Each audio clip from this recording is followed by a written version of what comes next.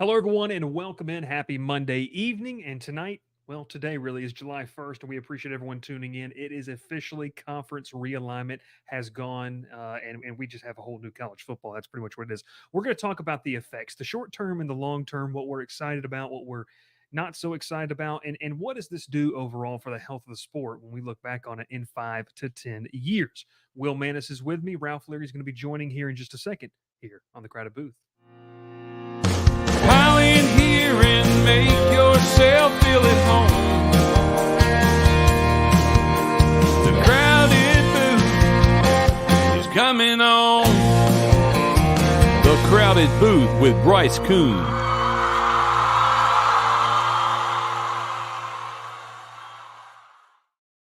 Happy Monday and happy July. As we get ready to rock and roll, I guess we're under now, Will, what is it, under 2 months officially from the start of college football season with that week zero game that a lot of our audience has a big time game penciled in week zero. That's going to be a lot of fun to watch, and you should stay tuned and subscribe to the channel and all the podcast feeds as well. But the big news kind of coming out today, no, it's not EA college football. That's for tomorrow.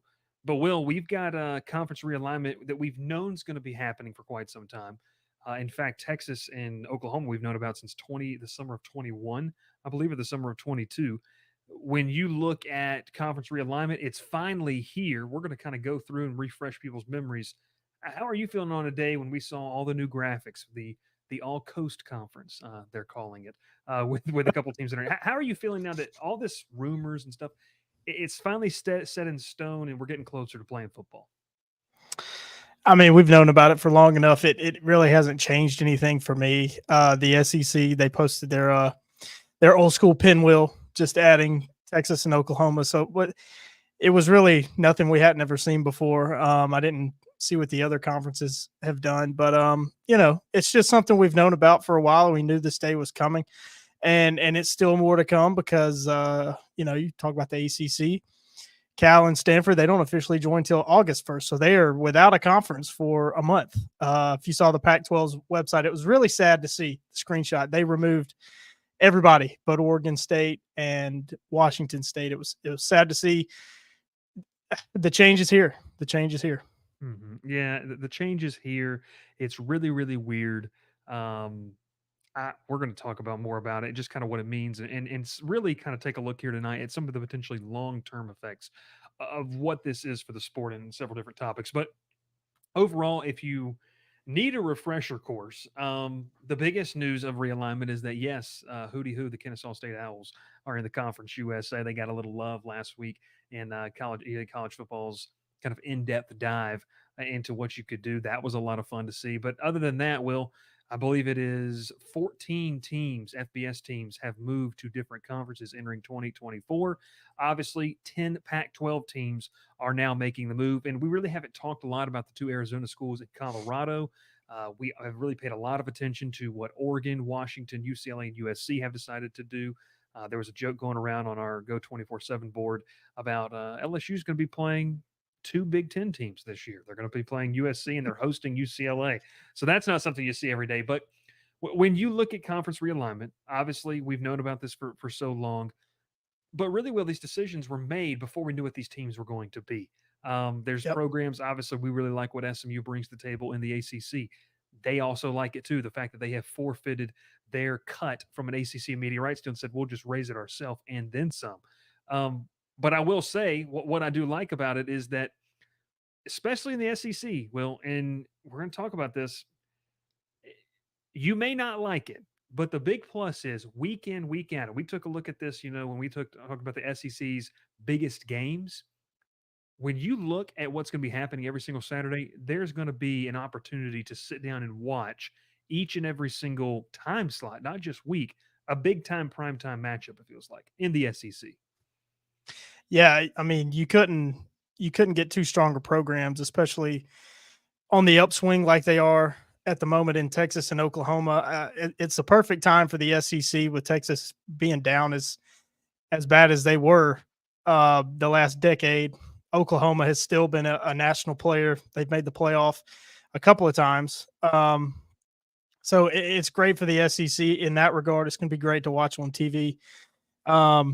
You mentioned the Arizona schools, Colorado, Utah as well, going to the Big 12. The Big 12 is going to be fun. I think the Big 12, it'll probably be more fun than the SEC because I think the Mhm. SEC has a couple of teams that could legitimately win the national championship, and I think that they'll separate themselves. I think we've seen that year in and year out, and I think that'll happen. I'm not sure it'll happen in the Big 12. I think they'll just kind of beat each other up. I was taking a peek at what Las Vegas thinks about conference championships. Utah was a favorite in the Big 12, but only on they were plus 300, and Mm. that's they were the I'm going to mess it up.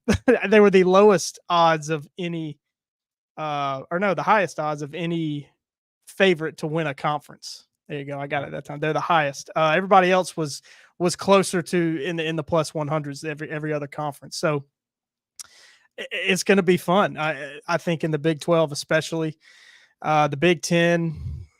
I don't know what you're going to get with USC and UCLA. Yeah. You're going to get a lot of offense with those two. Oregon joining another team that I think could win the national championship, but they got to get through an Ohio State team and last year's national champion in Michigan. So you look across the country, you're going to have great games every week, every time slot. So this is maybe the most fun year of college football to date coming up. And you mentioned that. Let's take a step back and go back in time. Obviously, Texas and Oklahoma were the two dominoes to drop that, in, I believe, in the summer of 21. I need to be or 22, I think it was. Whenever that was, those dominoes dropped.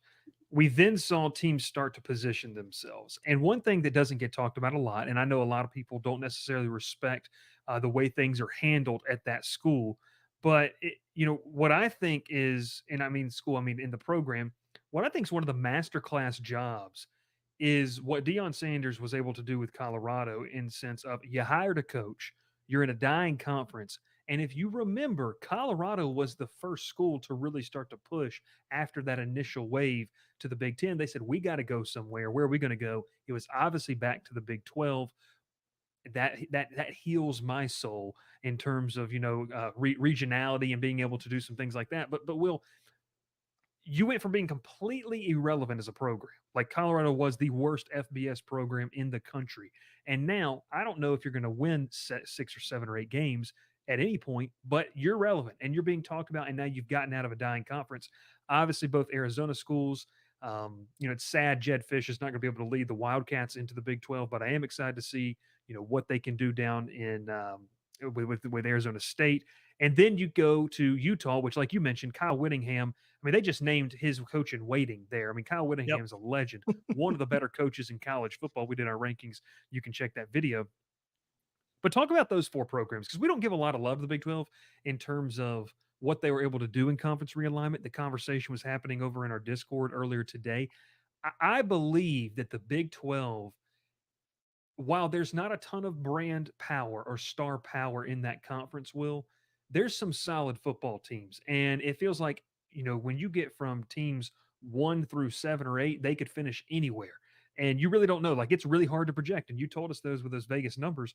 But your thoughts on what the Big 12 and what the job that Brett Yormark has done in terms of saying, providing some stability. Yeah, they lost two big powers, but it's still going to be a competitive conference. And we talk about it being a bloodbath. Well, yeah, two things. I know this we're a college football show, and that's what we're talking about most of the time. But Brett Yormark did a great job looking at the bigger picture. You look at the other money making sport, basketball. He went and got Arizona, who's a national power in basketball year in and year out, going to bring more TV money and bring in money through basketball there. And you look for who's going to be at the top of that next group of conferences as Ralph hops in here. Welcome in, Ralph. You've got the SEC and the Big Ten. Obviously, they're at the top of the food chain. So you got to be the next biggest conference there, and it is without a doubt the Big 12. Brett Yormark, very aggressive in adding schools, adding some really good schools. Did a much better job than the ACC did. And I don't know if we're going to talk about it later, but we can talk more about the ACC later, talking about what July might look like for the ACC. But Brett Yormark has done just an absolutely incredible job. I think of all the conference commissioners, has done the best job because he had to be reactionary, but he was also proactive in the sense of the schools he went out and got to join the Big 12. And he's muted. And he's muted. Muted.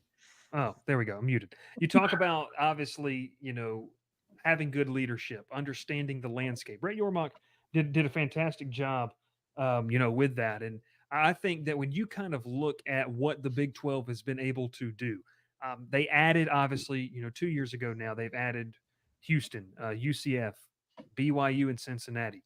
Those were essentially people felt like, prior to the upper tier of Group of Five programs in the country. This year, And UCF. He, yeah, and he, UCF. he I said said UCF. I said UCF. I didn't hear it. Yeah, Open your ears. open your ears, pal. I know. It's a Gus. He's a Gus fan. He's on the Gus bus. This is what I got to say to you right here. So you know where I live, so come get some. That's all I got to say. Just that one clip right there. All right, but so we're talking about these new conferences. Like the Big 12 positioned themselves as well as they could. I mean, you bring in both Arizona schools, you bring in Colorado, which is a nice brand, but you bring in a consistent winner in Utah, who we have not really done a deep dive into who's going to win conferences.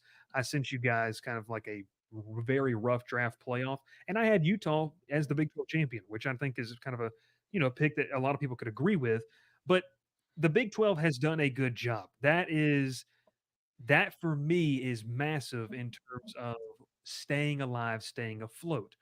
Ralph, I'll throw it to you now. When we talk about just some of the thoughts, obviously today's a big day in college football. Your thoughts, I know you just joined, but just your kind of thoughts on all these things that we've known were going to happen. A lot of them going into full effect here today, including some Group of Five schools making moves and making jumps. Yeah, man, it's a big day for college football. Obviously, I know. Yeah, I saw it. Don't worry. Leave it up there. I look. I don't need him in here. He's boring anyway. Get out of here. Yeah, it's a huge day for college football all around. I mean, obviously with the Big Ten making its adjustments and adding who they brought in, the Pac-12 is now gone. I mean, I don't know if anyone saw it, but like I think it was Stanford and Arizona playing in the Pac-12 championship game for college baseball. I think so. Yeah. I was gonna say I don't ever remember that. No, and Pac-12 the championship. final out was a walk-off, and someone said, and that's how the Pac-12 ends. And I was just like, wow, that's actually kind of crazy to think about, And it's a sad thing. So we won't have any more Pac-12 after dark. We'll have ACC after dark when Stanford plays at 10:30 against whoever at home. Some of the realignment made no sense at first. You're looking around like some of these schools kind of like Oregon State and Washington State kind of sat there and waited on nothing to happen, and they're just kind of like left out there in the dust. So everything that went on throughout this whole entire process and where we are now, it's been crazy, but it's exciting. I mean, you're talking about the SEC just got two of the best schools in the country, and then the Big 12. We thought the Big 12 kind of fell off last year after losing, with losing Texas and Oklahoma coming in the SEC. They went and bolted up again. You bring in Utah. You're talking about a Utah team that's been in the top 25 the past 7 years, and just been a dominant defense all those years. So, it's an exciting time. Yeah, it's exciting. It's exciting time. It's also exciting. We're gonna take a quick break.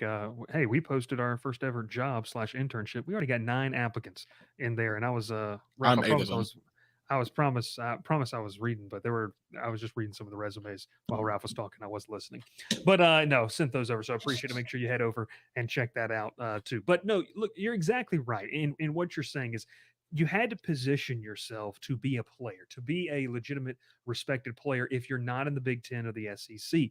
And so what I think that when we see these new conferences, and look at that, Maxwell says it's closer to 20 now. That's rock and roll, baby. When you take a look at college football and where we're going. And I know that we have a diehard follower and listener to the show in TriStar who, by God, when that game comes out in 2 weeks, he is going to put everybody in their right conferences. But I will tell you this, if this is where we're heading to college football, you better get on the train. You better hitch to the wagon of the best TV deal and move along with it, because people don't care about regionality. People don't care about traditions as much anymore. It's not what necessarily going to sell, not tickets, but sell to TV companies. I was gonna say you got to be careful when you say that. When you say people, be sure you specify who the people are. It's the TV executives. They don't care about regionality. I think the fans. I think just regular folks, the three of us, we care about regionality. We know Mhm. TriStar does, but just regular fans, the people that actually go to the games and the people that actually care, they care about regionality. The majority of people don't like this conference realignment. They don't like all the commercialization that has become of college football. Just know it's the TV executives that are driving all of this money that's being poured in and taken out of college football. Yeah, no, it's all money. I mean, money drives the conversation. So that's something that's I think very interesting to kind of look at and watch. Kind of the next topic, and I wanted to give this to you all because the reason we're talking about this tonight is I was on a podcast earlier today with a group of fellows, and we kind of dove into this, and I was like, well, I'd like to hear Ralph and Will's thoughts on this. Like when you look at college football in 5 to 10 years, I know, and so I'll start it off with this. We kind of talked about this before Ralph joined in within the vacuum that is each of the 12 Saturdays that we get college football in the regular season. Conference realignment to me is a good thing because the product on the field that you're going to get to watch, the games that you're going to get to watch, it's going to be more interesting for certain fans. In the vacuum of the sport, I think that's where you could take a step back and say it's nerve wracking. It's a little scary. It's a little scary to see where this thing could be going. But just in terms of, do you think that this is going to be good or bad for the sport in 5 to 10 years? And maybe why? I mean, in 5 to 10 years, it's going to look completely different, anyways. But Will, I'll give it to you first. I mean, your kind of thought when we look back to this date, July 1st, 2024, 5 years from now, you're going to say, man, that was a turning point for the better of this sport or not? I'm going to say that it doesn't really matter because no matter what happens, no matter what the fans think, because I really think that it's bad, but it doesn't matter because there's only going to be more money out of these TV deals. So nothing's going to change. There's going to be more NIL money for the players, which is fine. They can get their money, but it's going to be a professional sport. We're going to lose what college football really is. And yeah, I agree. Partially agree with what you said that the games could be more interesting, but that would probably be limited to the SEC and the Big Ten because you're not really thinking anybody from the Big 12 or the ACC, at least other than Clemson and Florida State, can actually win the national championship. Yeah. So I think it is. I think it'll be bad, but it's not going to matter because advertisers are still going to pay. ESPN is going to keep charging more, and they're going to get that money. So it's not really going to change anything, and we'll be at 24 team playoff, 32 team playoff. We'll have a 64 team college football playoff and a 120 whatever the basketball tournament's getting ready to be. So an 8-game season with a 64 team playoff. Just gotta love it. That's what's going to happen. We're going to start the playoffs in November. Ralph, your thoughts, good or bad? I think it's great. I do. I think, we're talking about some of the conferences, and teams that have been sitting in those conferences for some time now and not being able to move forward from it. I say, I think Texas and Oklahoma have been like looking at true. That's Ralph's team right there, 175K. 100%, 1,000%. That's how much I made today. But like SEC, they've been looking to add. They always want to add the powerhouse teams. They want to beef up. That's what they've been doing for years.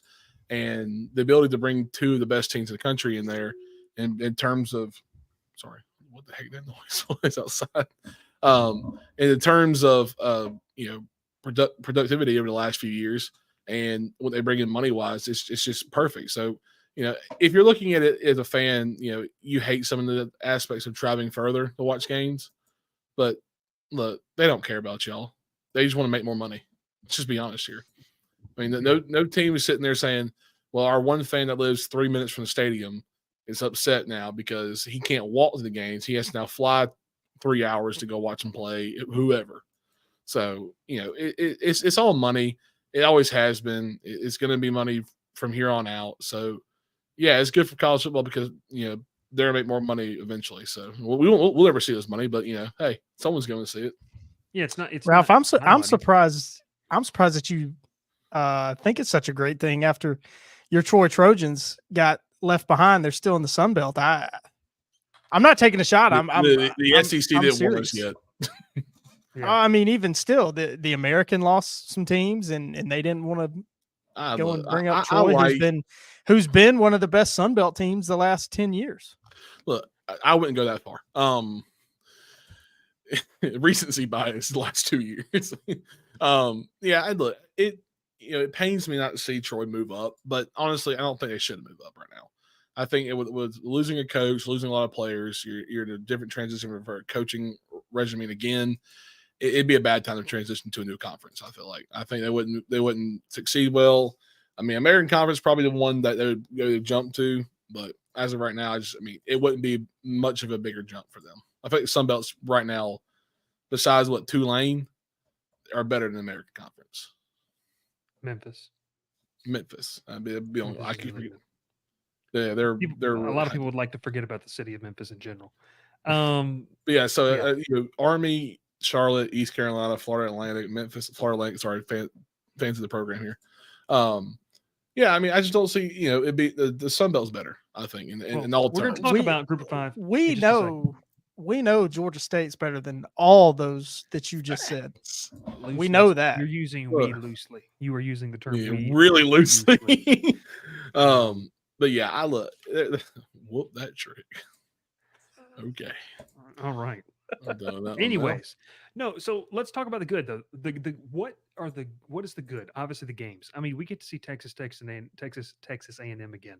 If you have a brain cell, you've been able to see kind of like what has transpired on the baseball diamond in terms of Texas A&M's coach leaving the night after the national championship, Texas hiring him, Texas hiring another guy, that's going to be an assistant with him from A&M. He comes back to be A&M's head coach. Nuts. We're going to get games like that again. We are going to get some primetime matchups. Now, the problem with all of this is we are going to see traditions and cool places fall to the wayside. And that's your mid-level programs that, like I've said this about Georgia Tech, and Georgia Tech is in a line with about 50 to 60 other programs. Hitch your wagon and get somewhere, be better or die.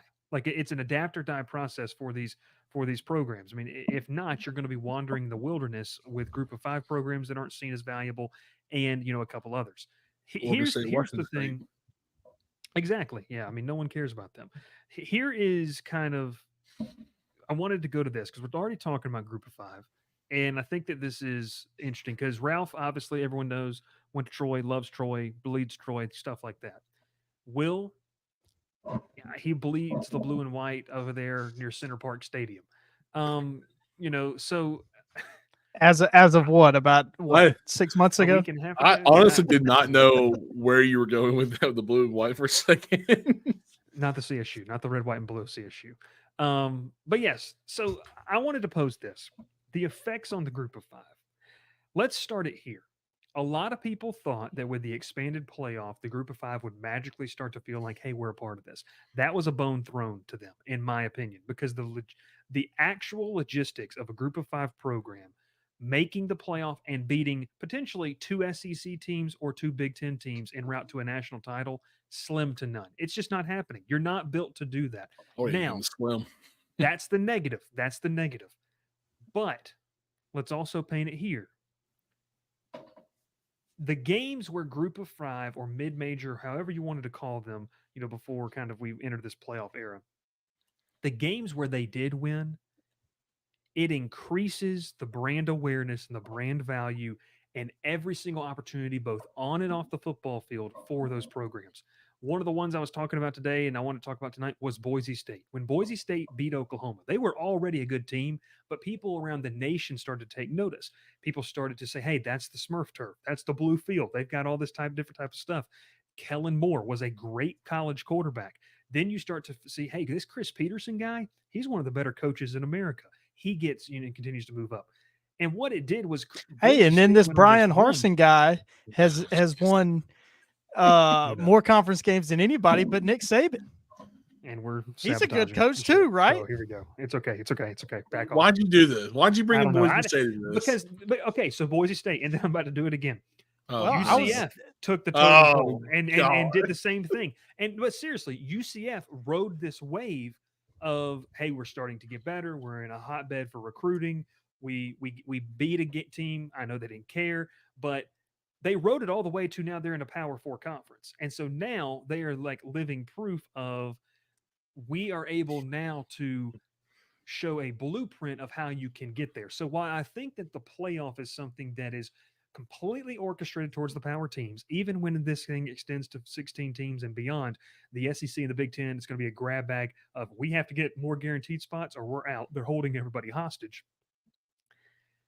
What is the effect on group of five teams? This is a conversation that we could go a lot of different ways with, but I think that there's really no seat at the table for you, and if you're really realistic, because for example, Liberty got that top G5 bid this year. Liberty was not the best G5 team, in my opinion. No. You could have gone with Tulane or Memphis. Both of those teams were Or really, really SMU. good this past year. Or SMU. James Madison. James But, Madison is another stupid one. Ralph doesn't NCAA want to rule talk kept about it, them out. but James Madison's a very good program. But yeah, like let's go, Ralph. I want to go to you first because you're the effects on the group of five, what this is going to do for the group of five, and then we'll just kind of talk and see where it goes from there. Well, I mean, you're gonna get one team per year in the playoff now, and now it'd be you can have more than one, but you're talking about a team that maybe being the top 16, top 15 to get in there, and then possibly another one that was just as good as them. I mean, you're talking about maybe you're potentially one team per year for a playoff spot. Now you're talking about I don't know, I can't even count how many teams there are in a group of five off the top of my head, but the only ones that really compete year in year out right now is maybe 4 or 5 that could go for a spot. And I'm thinking Tulane, Memphis. I mean, I'd say James Madison, but they lost their coach and everything, so they're what kind of drop off they have. App State this year is looking really good. But you're talking about a chance for these teams to get a chance in the playoff and get knocked out in the first round because there's really no fair. I mean, they're going to play some powerhouse program. You got to go to them, and you're going to get knocked around. That's just what it is. I mean, it makes the group of five look worse when they had to go play a power. Like when Liberty played Oregon, it wasn't even close. It was embarrassing, honestly. Yeah, great. Or Liberty got to go to a cool bowl game, but they got abused in there. Now SMU probably. Here's the thing with that.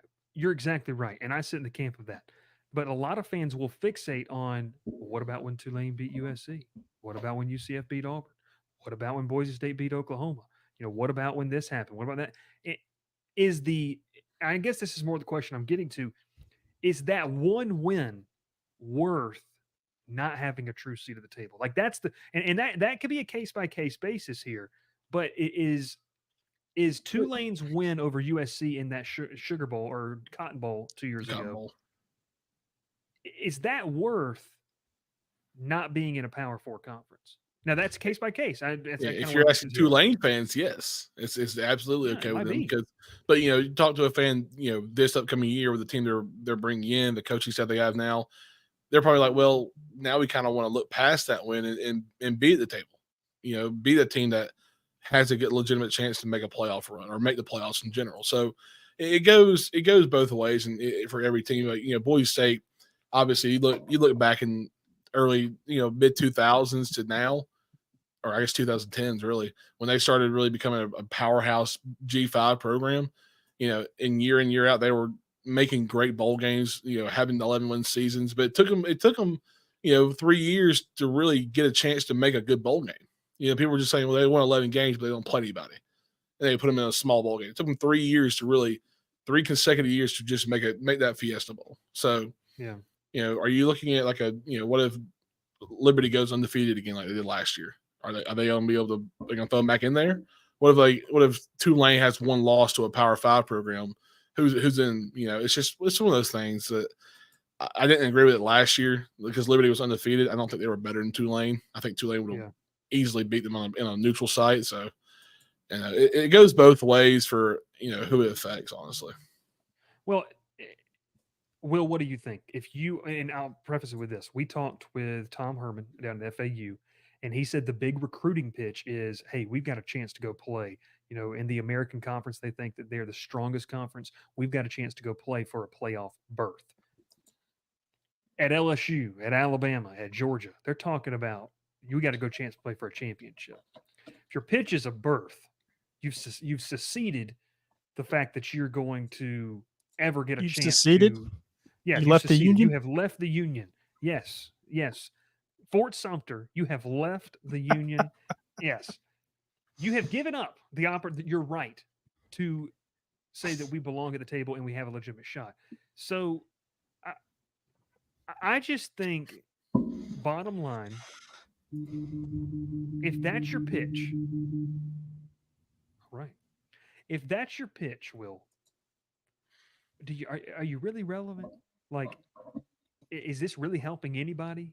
I mean, if your pitch is we got a chance to go compete, because look, Memphis could go 11-1 this year. Tulane could go 12-0. Let's just play the game. FAU could go 10-2. Let's just play that game. I don't know their schedules, and that can happen.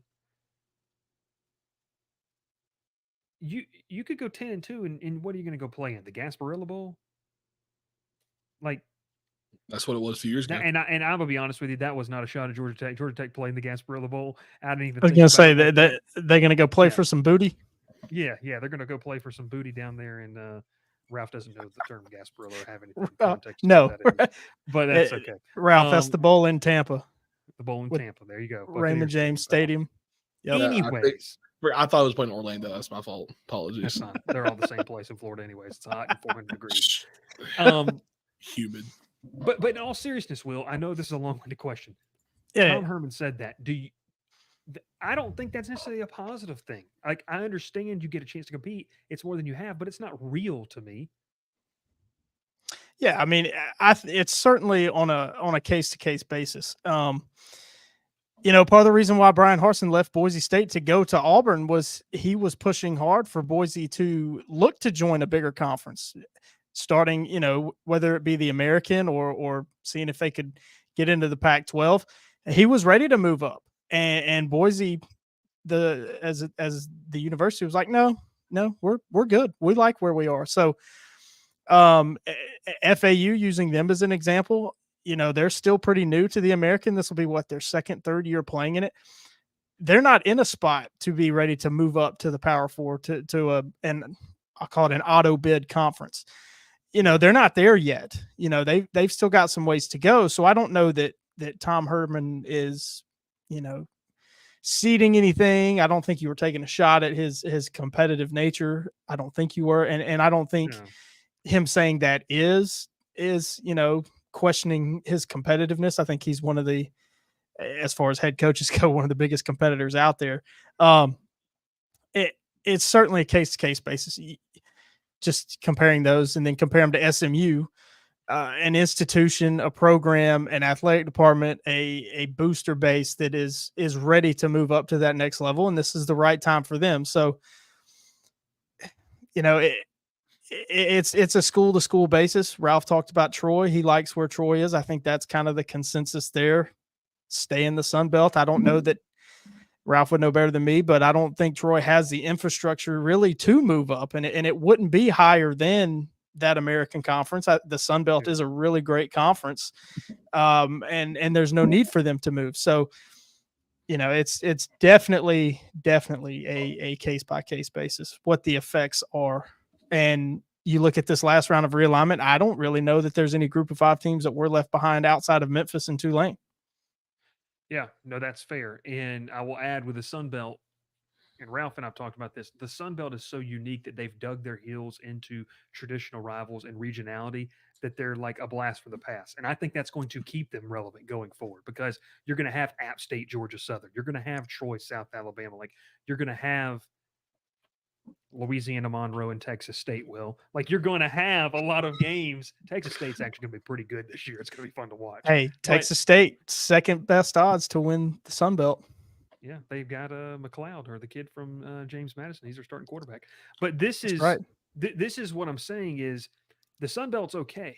Now, the effects in the Group of 5, kind of where we're going with this is, if you're going to move up, I know this is beating a dead horse. You have to have money.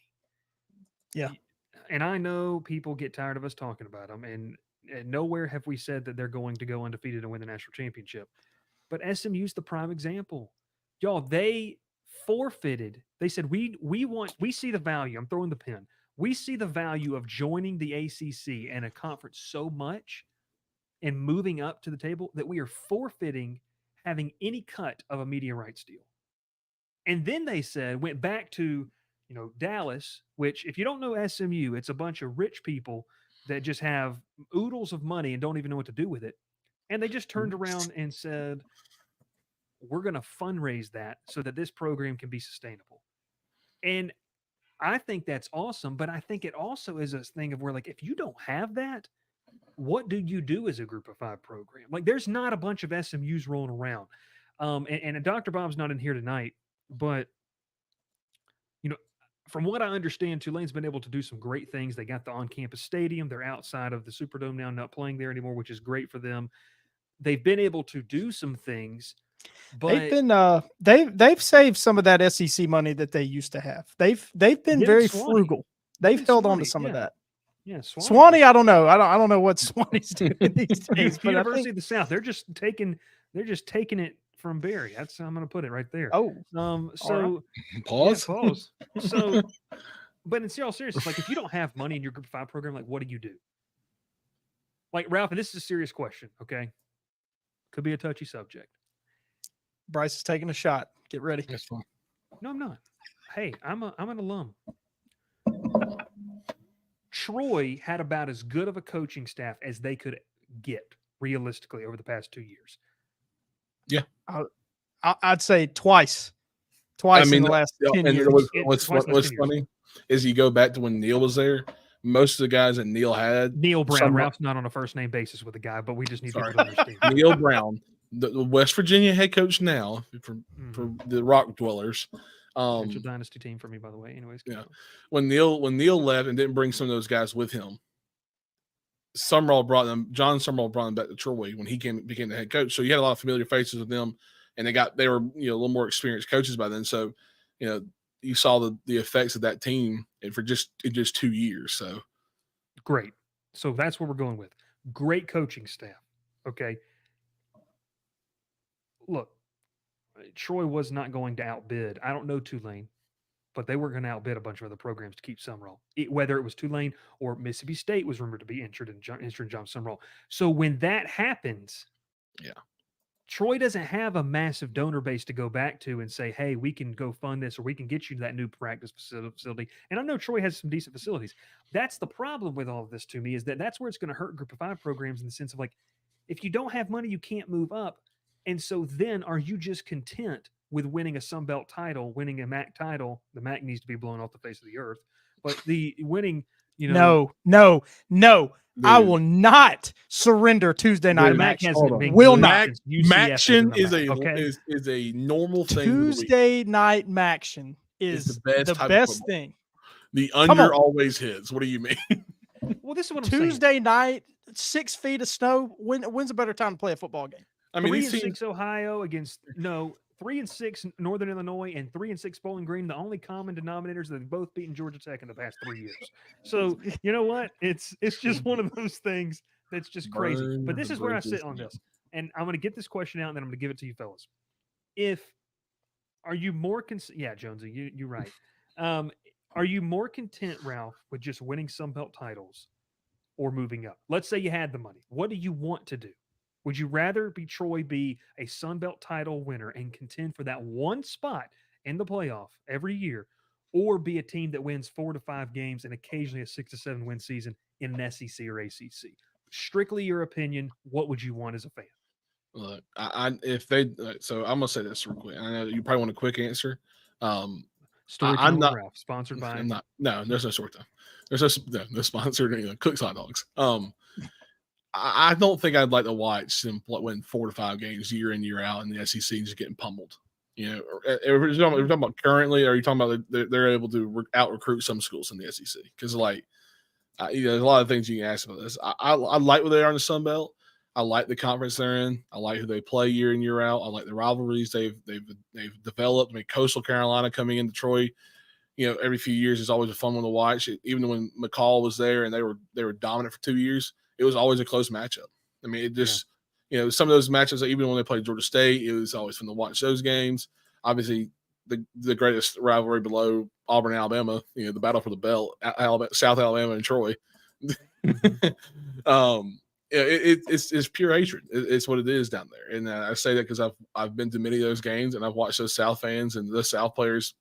They fight Troy. It's just like it is. It's crazy. I mean, you're a South player, and you're sitting 2 feet, from the stands, the student section. And they're in your ear the whole game. So I like the ability to stay in the Sun Belt. Look, the day they move up, the day that they move up. I like where they are right now. Contend for that Sun Belt title. Maybe get a playoff bid every once in a while, but I like where they are right now. I don't think they need to move up. Moving up, I think, would be a mistake right now. Right now, a few years. During conversation. If you're a Group of 5 fan, what would you want? What would you want? You got to play the long game. You got to play the long game. You got to win your championships where you're at now. So if you're Troy, you're Georgia State, you got to win some Sun Belt titles. You got to recruit at a higher level than the rest of your conference. You've got to really position yourself to make the move up and do it on the field. The best way to get noticed and get attention and show everybody you're serious is to do it on the field. That's what SMU's done. So, like, if you're Troy, you got to keep winning these Sun Belt championships. You got to recruit at a higher level. You got to win some recruiting battles against, I don't know, some Arkansas, maybe. You got that same recruiting footprint. Some Georgia Tech, not taking a shot. Some of these lower tier SEC schools, some ACC schools, you got to win some of these recruiting battles and get noticed and get ready. So if you make the jump, you can compete. I think, Cincinnati, they lost Luke Fickell when they moved to the Big 12. I think that hurt them a lot, but they kind of fell flat on their face moving to the Big 12. Whereas as UCF didn't have a ton of success, but they've been a little bit better than Cincinnati in that regard. So, as a fan, you gotta want your team to play the long game. I agree with y'all playing the long game. It's an interesting conversation. You have conversations with folks at the FCS level. I know that was a big point of contention for Georgia Southern. Would you rather win, FCS titles or contend? Now, here's the big kicker, and this is what I will want to see. We're going to wrap up this portion and move on to the final topic, but the payouts. As this playoff expands, if the Group of 5 gets a couple more spots, let's just say they go to 24 teams, Group of 5 gets 3 or 4, the top 3 or 4 or 5, whatever, how you want to do it, top 3, top 4, Group of 5 champions, Group of 5 teams in general. If that's the case, everything that you guys have talked about, playing the long game, being a competitor, wanting to do those things, that's the heart talking. That's the emotional, the competitor within you and within the fan of your team. But you have to ask yourself, the payout for potentially being the team that just loses in the first round of the playoff, and not just the payout of that, but the payout of the brand exposure and what that does for your program. Like when we talked about when Boise State, you can go back and look at this, when Boise State beat Oklahoma and started a nice run, enrollment went up. App State, when they beat Michigan, the enrollment went up. Like the brand awareness of your school goes up. UCF has the highest enrollment of any university in Florida, any university in the country, I think, right? Is that still correct? Probably. They were at one time. Correct. Pretty sure it's correct. Yeah. Either them or Liberty. Liberty's another because they have such a massive online presence. But anyways, to that point, decision makers have showed us money matters. If the money is in, we'll just be a one and done playoff team. People might be more willing to go that route instead of just dominating at the level that they're at. I know wins and losses matter. They dictate a lot, but money dictates a lot more. So I don't know. I don't know. I think it's interesting, if we get to see some breakdowns of the payouts of what these teams are able to get that just maybe do the one and done. Like, I'd like to know what Liberty did from a financial standpoint last year by just going to the Fiesta Bowl, getting it handed to them, and leaving. It's actually Arizona State now. Oh, Arizona State's the biggest one? It's Arizona State, UCF, Texas A&M, Liberty. Good stuff. All right, final topic, but it's good conversation. And I will say this too. That's why I firmly stand on that the Group 5 should not have its own national championship. But I agree. And playoff. Agree. So we all agree there because I think that you would much rather. But do you stand on business like Eli Drinkwitz and unlike Josh Heupel? I mean, Tennessee's going 8-4 this year, so that's all I got to say. No, we'll see. We'll see. We'll see. We're going to do those in the next couple of weeks. All right, we end it with this: the next wave. Okay, so everyone knows about what's happening with Florida State and Clemson. Let's just get this out here. The Big 12 is on better solid ground in terms of Power 4. I think we're going to see a shift into the Power 3. My viewpoint is whether it's 365 days from now, whether it's 4 million days from now, the ACC will eventually fall, and teams will have to be picked up from that. We can talk about that. We've talked ad nauseum about this. About this topic of conversation. I just sit here and I think that the ACC is the next domino to fall. They weren't aggressive enough. The leadership isn't fantastic. The media rights deal is a joke. And there's not a ton of brand value to want to join the conference. Yes, SMU did, but Stanford and Cal bring you nothing. They bring you so late that we didn't even post a video on Stanford football because I don't know. It's really sad. But that's where I sit with that. So if the ACC, if we're just all assuming the ACC's next to go, like that's that next wave. Guys, I've said this on the Georgia Tech Centered shows. I'm tired of saying it, so I'm going to hand the mic to you guys. There's never been a more important time if you are a middling ACC program than right now in your program's history.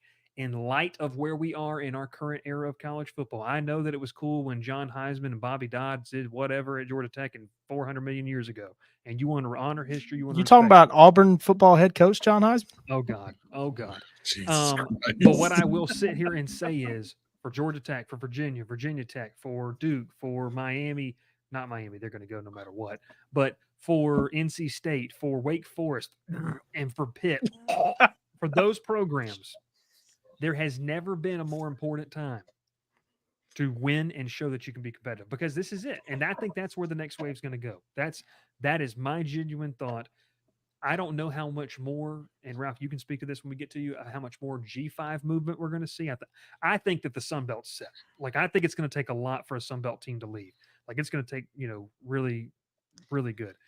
That's kind of where I feel. But, Will, you take it first. I mean, what does this next wave look like to you?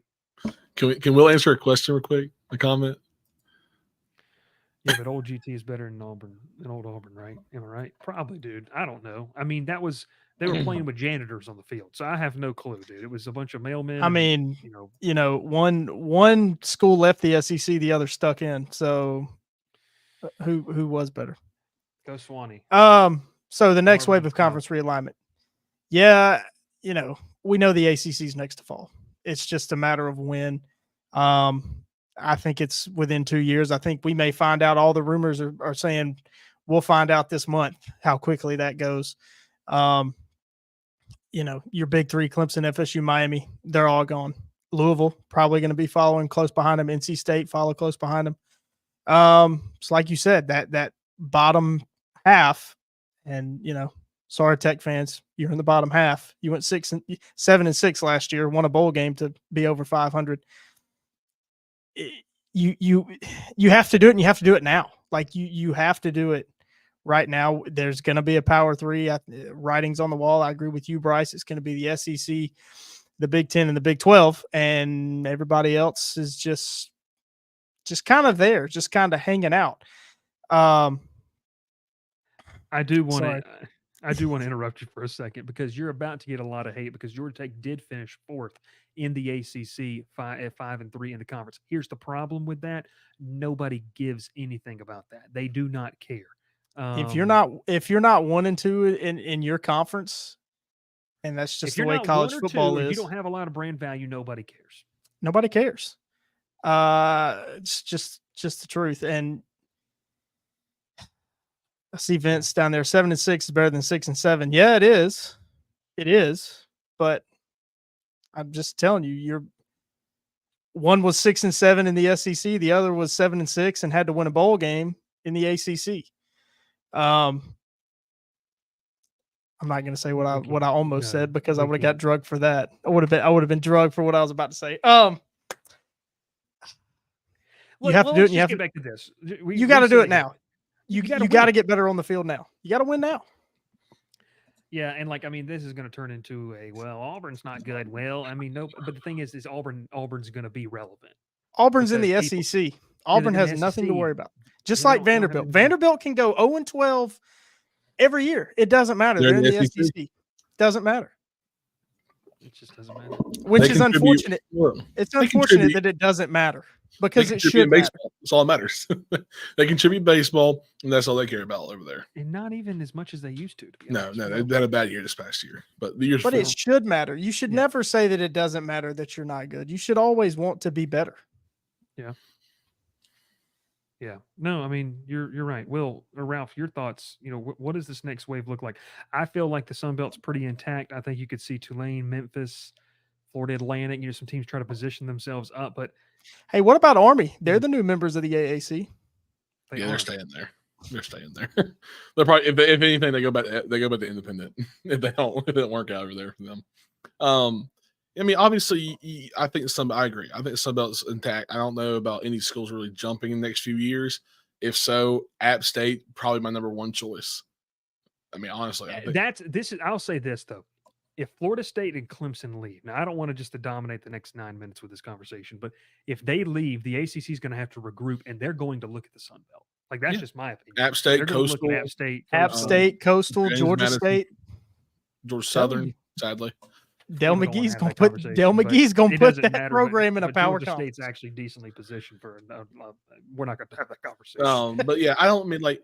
If anything, I think Sunbelt would just add teams from maybe like what if like the Conference USA disbanded? Just saying that all those Well, teams is left. They're the official transitional conference for the entire FCS Fair. and FBS. Like Kennesaw Hey, State's coming to the and Sun Belt. great for them.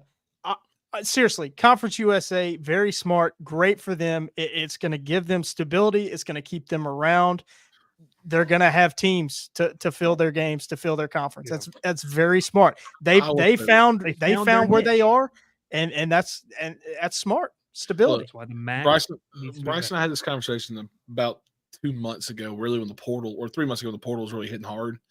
It is some of these teams in the Sun Belt that aren't competing year in, year out need to find themselves. Just keep going, Ralph. That's Keep just going. not true. They don't have one. That's just not true. Nope, you're not reading the whatsoever. right comment. Just keep going. Just keep going. Just keep going. Don't read it. Don't read it. Just keep going. Look, I don't think there's not many teams in the Sun Belt that can be able to move up into a conference like that. So like Troy's staying where they are.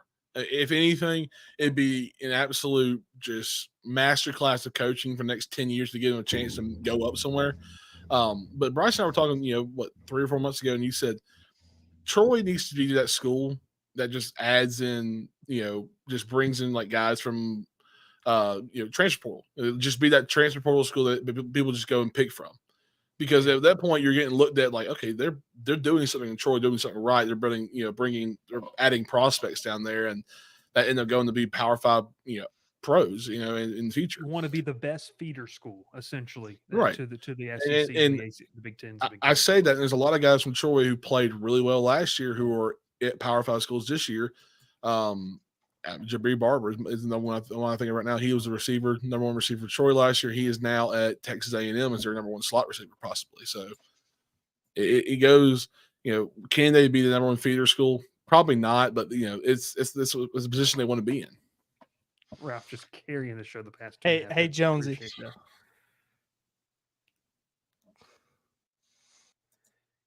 She's not doing this tonight. He just took him out.